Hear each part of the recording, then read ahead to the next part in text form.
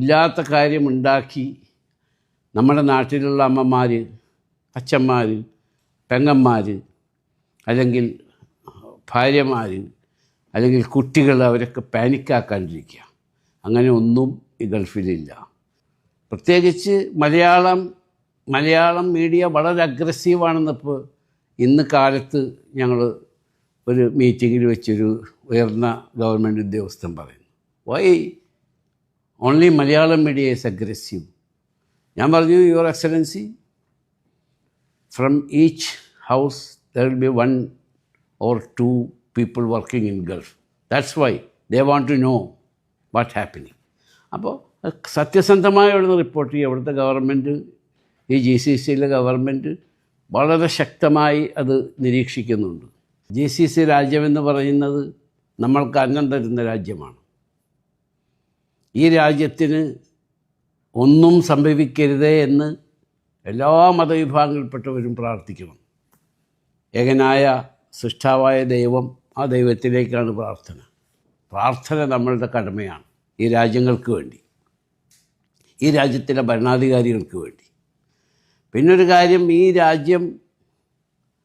രാജ്യത്തിന് എന്ത് സംഭവിച്ചാലും അതിനെ പ്രതിരോധിക്കേണ്ട കഴിവും പ്രാപ്തിയും തൻ്റെ ഇടവും ബുദ്ധിയും സമ്പത്തുമുള്ള GCCയിലെ ഭരണാധികാരികളാണ്, ഗവൺമെൻറ്റാണ്.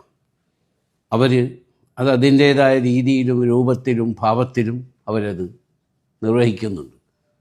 ഈ രാജ്യത്തെ പ്രൊട്ടക്റ്റ് ചെയ്യുന്ന എല്ലാ കാര്യങ്ങളും ഇവിടുത്തെ ഭരണാധികാരികളും രാജാക്കന്മാരും ഷേഖുമാരും പ്രസിഡൻറ്റുമാരും എല്ലാവരും ചെയ്യുന്നുണ്ട്.